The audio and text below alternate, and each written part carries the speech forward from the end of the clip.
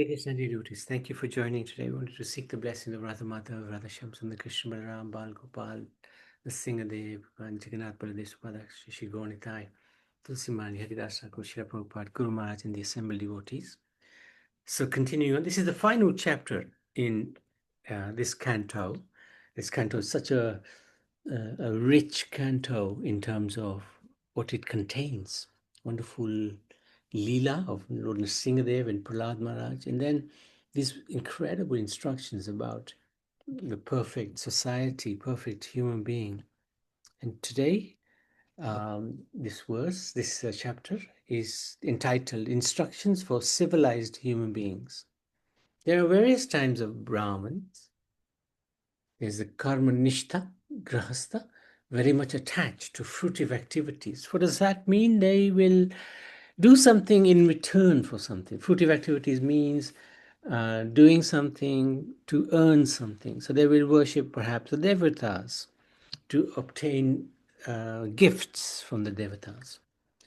Tapo nishtha, vanaprastha, attached to austerities and penances. Then there's the Swadhyaya Nishta, Brahmachari, they study the Vedic literatures. And then there's Jnana Nishta, the sannyasis, which are very few, they cultivate knowledge and practice bhakti yoga. The latter, so Jnana Nishta, is superior to the former in the list. One who desires liberation should give charity to Brahmins who adhere to Jnana Nishta, i.e., the sannyasi, during the period for offering oblations. To the demigods, one should invite only 2 Brahmins. While offering oblations to the forefathers, one may invite 3 Brahmins. In either case, only 1 Brahmin will suffice. Even though one is very opulent, he should not endeavor to invite more Brahmins or make various expensive arrangements on these occasions, as there will be discrepancies. So the idea of spiritual life is to keep it simple. And simple means try to keep it pure and try to keep it sincere. Sometimes one may get carried away and try to do something very elaborately, but that may have its own consequences. There may be discrepancies, or there may be some ego that we're thinking, oh, we can do this so nicely. But simple is best. One should offer food cooked in ghee to the deity and then to the Vaishnav. One should not kill animals who become afraid in the name of sacrifice. Persons who want to advance in superior religion are advised to give up all envy of other living entities, whether in relationship to the body, words, or mind. One who is actually aware of dharma is not cruel. Persons advanced in knowledge are intelligent in regards to sacrifice. They're actually aware of religious principles. They're free from material desires. They're in control of the self in the fire of spiritual knowledge or the knowledge of the absolute truth. So it's interesting. Persons advance in knowledge, intelligent, they know religious principles, they don't have material desires, and they have spiritual knowledge. There are 5 branches of irreligion, appropriately known as vidharma, irreligion, religious principles that obstruct one from following his own religion. Paradharma, religious principles introduced by someone or for which one is unfit. Abhyasa dharma, whimsically worship of demigods according to one's imagination. This is one of the biggest issues. Oh, I worship God the way I want to worship God, according to my imagination, my desires. To a degree that might be okay, because sometimes spontaneous devotion is very much appreciated by the Lord. But if we can be guided, if we can be given some indication how to serve the Lord by devotees of the Lord, that is far superior. Upadharma, due to pride, manufactured religion which is against the Vedic principles. Chaladharma, misinterpreting the scriptures by word jugglery. Often, there are so many interpretations of the Bhagavad Gita, and pretty much they can interpret Krishna's words any way they feel suitable for their purposes. That's really dangerous, because that's going to mislead people who are following that Bhagavad Gita. But we're lucky we have Bhagavad Gita as it is by Srila Prabhupada, which is very powerful Bhagavad Gita as it is, not his own concoction. One who is aware of real religious life must abandon these five as irreligious. One should not endeavor to improve his economic condition just to maintain his body and soul together.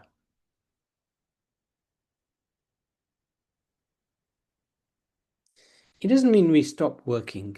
It doesn't mean we don't do anything. It's important to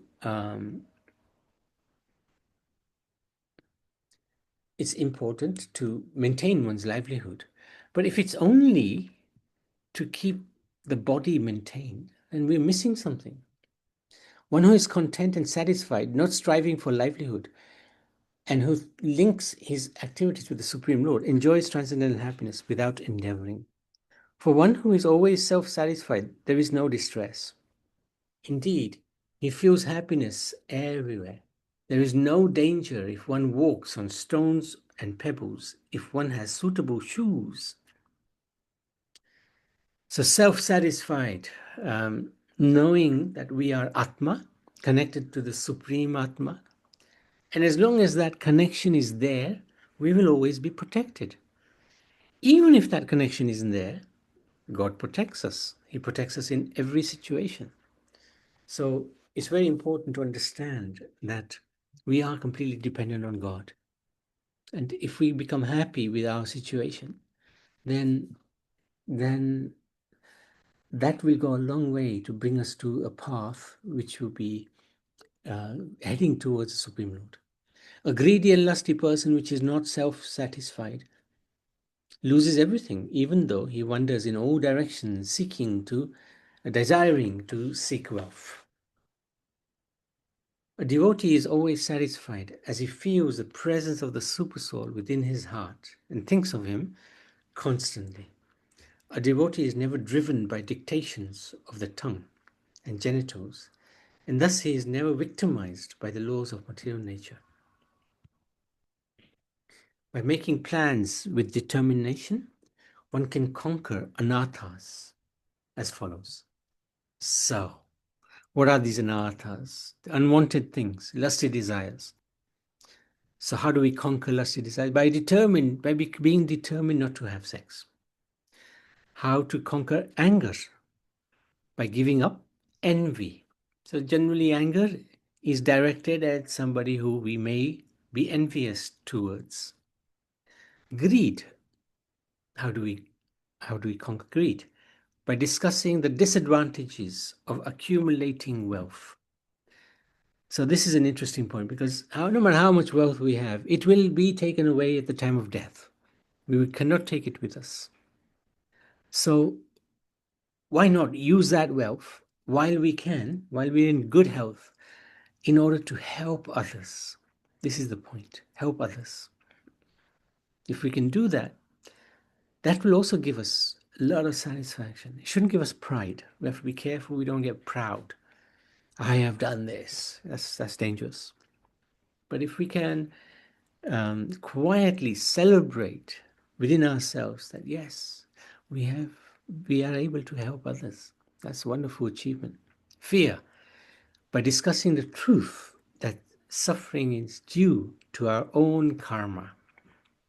So if we take responsibility for everything that's happening to us, good or bad, right? I am suffering, my health is not good, my financial position is not good. But I take responsibility because it's my own karma. Then that actually gives us certain strength to deal with that fearful situation, and the fear becomes less. Lamentation and illusion by discussing spiritual knowledge, the difference between matter and soul. So these are anarthas which everybody has: lusty desires, anger, greed, fear, lamentation, illusion. And these are different ways to conquer these anarthas. Oh, there's more. Prideless, by serving a great devotee. When we serve others, humility automatically comes in place. So that destroys pride. Obstacles on the path of mystic yoga, by keeping silent. Envy, by stopping sense gratification. So we had envy earlier as well, and that was, oh no, envy is not there. Okay, good. So envy, by stopping sense gratification. Interesting. Suffering from others by good behavior and being kind to them. Suffering due to providence by meditation in trance. Suffering due to the body and the mind by practicing Hatha Yoga Pranayam. Sleep by developing the mode of goodness, especially in regard to eating. Passion and ignorance by developing the mode of goodness. Even the mode of goodness we have to somehow overcome by Shuddha Sattva, by becoming detached. All this can be automatically done if one engages in the service of the spiritual master with faith and devotion. So we don't necessarily have to take each one individually and counteract it. If one is serving the Supreme Master, Spiritual Master and the Supreme Lord with faith and devotion, these automatically become under control. In this way, one can conquer the influence of the modes of nature. The Spiritual Master is considered directly the Lord because he gives transcendental knowledge. He isn't the Lord, but he is considered as good as the Lord because he's giving the same knowledge that the Lord is giving. The Supreme Lord gives real knowledge. Supreme Lord gives real knowledge to the entire world, and the Spiritual Master, as his representative, carries the message throughout the world. Therefore, in the absolute platform, there is no difference between them. There's a verse that we sing every day: Shakshat Dharit Vena Samasa Sastya.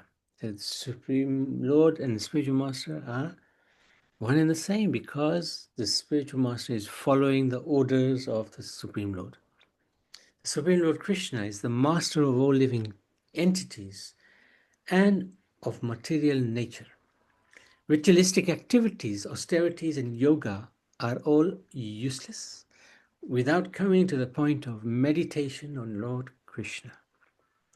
So this is a nice point. Ritualistic activities, austerities, yoga, even yoga. If it doesn't bring us to the Supreme Lord, it's a waste of time. Astanga Yoga. To practice Astanga Yoga, one must go to a secluded, sacred place and chant the Vedic Pranav, Om. There is no difference between Hare Krishna Mahamantra and Omkar because both of them are sound representations of the Supreme Lord Krishna. Pranava, Sarva Videshu, Vedeshu.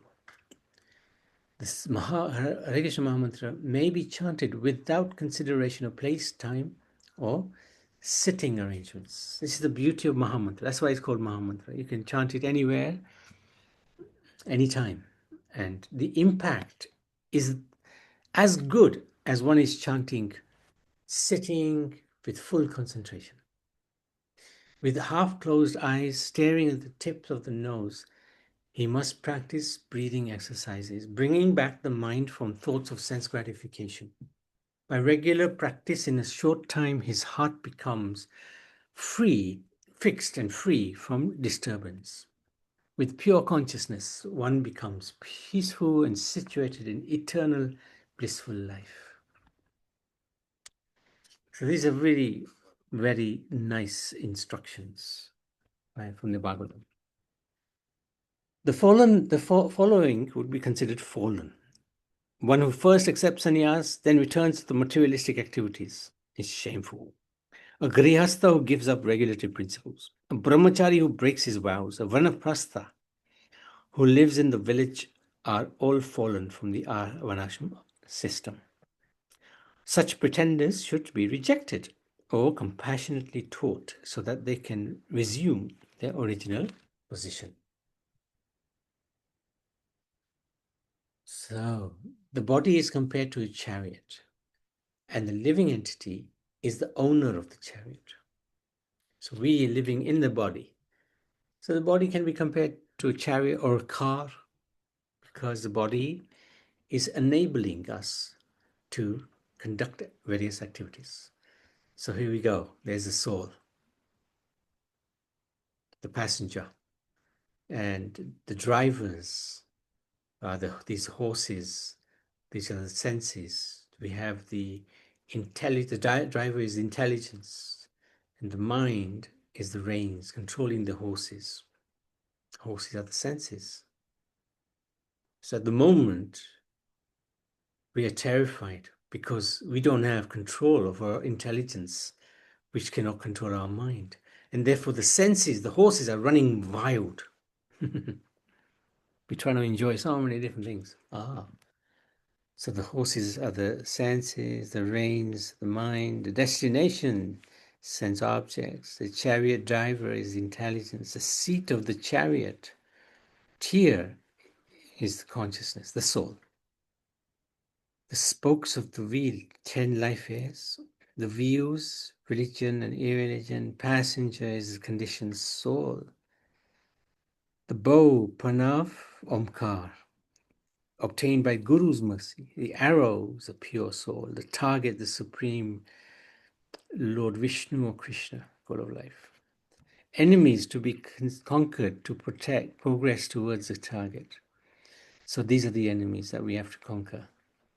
Attachment, greed, lamentation, illusion, fear, madness, false prestige, envy, bewilderment, influenced by passion, ignorance, sometimes by goodness also. The sword to destroy the enemies, knowledge, sharpened by service to Guru and Parampara, and the Lord's mercy, Achyutta Bala. We can't do anything without the Lord's mercy. Have to have this mercy. How do we get this mercy? By the service. Thus, one attains spiritual bliss, gives up material bodies. The chariot. What if we're in the wrong path? Not taking shelter of Achyuta and Baladev, Krishna and Balaram, the soul comes to the path of sense enjoyment in this world. The dark well, samsar, this is the world of birth and death, being thrown into material existence, and the plunderers, attraction and repulsion to sense objects. This is quite a nice summary. The body is compared to a chariot. Living entity is the owner of the chariot. The Lord Krishna gives this knowledge, and Balaram gives strength to hold the sword. So Bala means strong. Balaram means one who is happy to give us the strength by holding the sword. Because Krishna is giving us the sword, the knowledge. By following the instruction of the spiritual master, one can sharpen the sword of knowledge. As an arrow is aimed with the bow and shot at a target, the soul is shot at the Lord by the uttering Om. But does it mean that the Lord is the enemy? No. It means Lord Vishnu is the goal of one's life. And a devotee takes the arrow of his purified life, and with the bow, the transcendental chant, he throws himself towards the Supreme Lord. It is like the devotee attains the Lord by the strength of their bhakti. According to the Vedas, there are two kinds of activities. By the path of pravritti, one remains a householder from higher to lower status. By the path of nivritti, one becomes a sannyasi, becomes fit for eternal blissful life. If enjoyment in the world is a wrong path that binds one to material existence, why is it prescribed in the scriptures? Different prescriptions are given according to one's disease. So this is an interesting point. Why does Vedic scriptures give us access to sense enjoyment? Well, not everybody is going to be on the path of self-realization. Sometimes there has to, in order for the child to drink the medicine, the parent may entice the child. I will give you a sweetie if you take the medicine. So sometimes that is the situation. We have to take this path, sometimes sugar coated.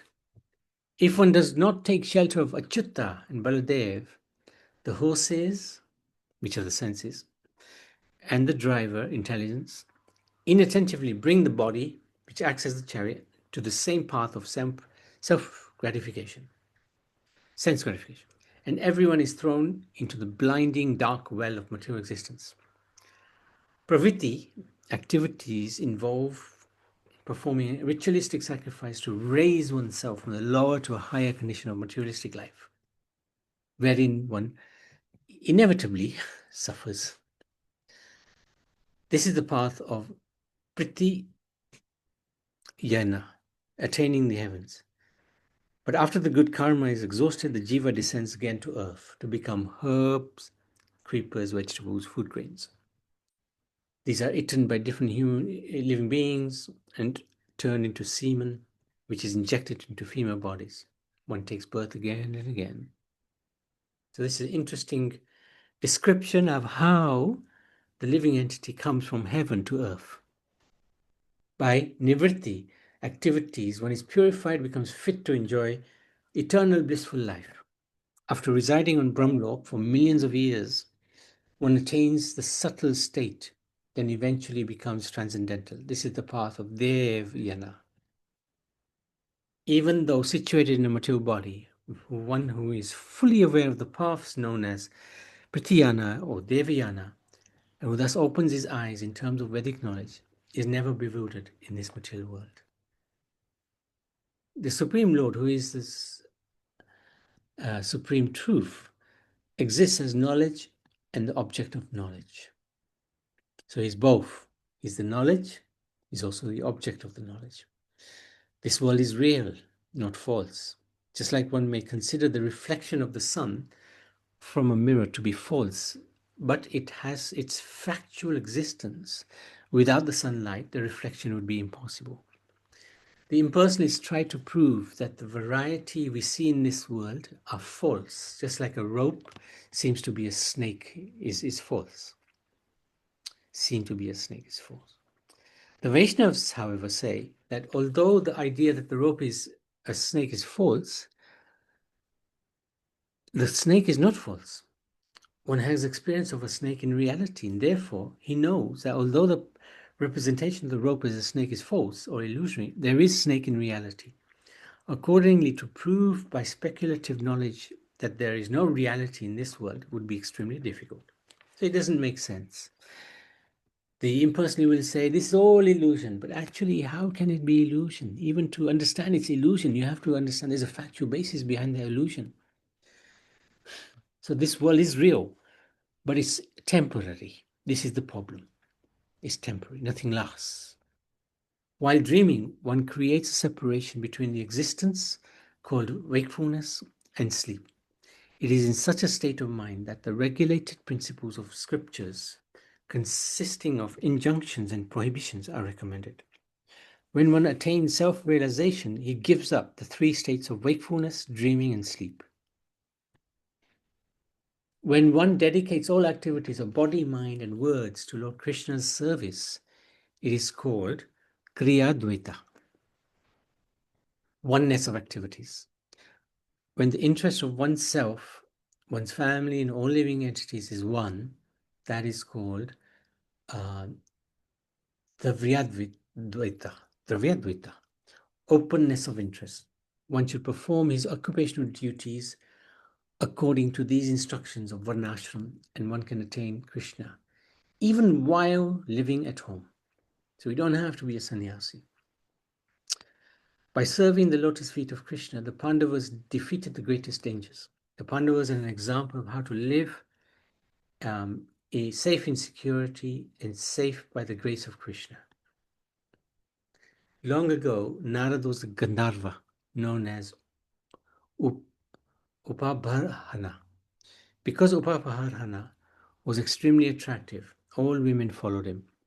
Once the Gandharvas and Apsaras were invited to a festival to praise the Lord, Upabharhana glorified the demigods in an intoxicated way instead of the Lord. As a result, due to transgressing etiquette, he was cursed by the Prajapatis to become a Shudra. By serving the Vaishnavas in that birth, where he was a son of a maidservant, in his next life he took his birth as a son of Brahma. By chanting the holy name, even grihasthas can gain the same result attained by sannyasis. So this is the beauty of the holy name. This is why Lord is considered impartial. Whether one is grihastha, shudra, or brahman, or sannyas, doesn't matter. Benefit is the same. The Pandavas are so very fortunate in this world that many, many great saints visited their homes because Lord Krishna was living there like their brother. He acted like their best well-wisher, their friend, their cousin, their heart and soul, their worshipful director, and their spiritual master. After instructing Maharaj Yudhishthir, Narad prays. So this is Narad Muni is concluding now. All of this whole canto is the discussion between Narad and Yudhishthir. Narad prays for Lord Krishna's blessings so that he will be pleased and everyone become perfect in God consciousness, goes back to him. Sukadeva Goswami said, after hearing these instructions from Narad Muni, Maharaj Yudhishthir felt great pleasure and worshipped Lord Krishna. Narad Muni bade them farewell and departed. So this is the end of the 7th canto. Srimad Bhagavatam 7th canto ki jai. Anybody, any questions or any comments?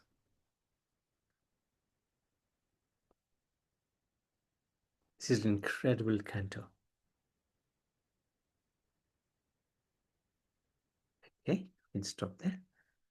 So, Srimad Bhagavatam ki jai.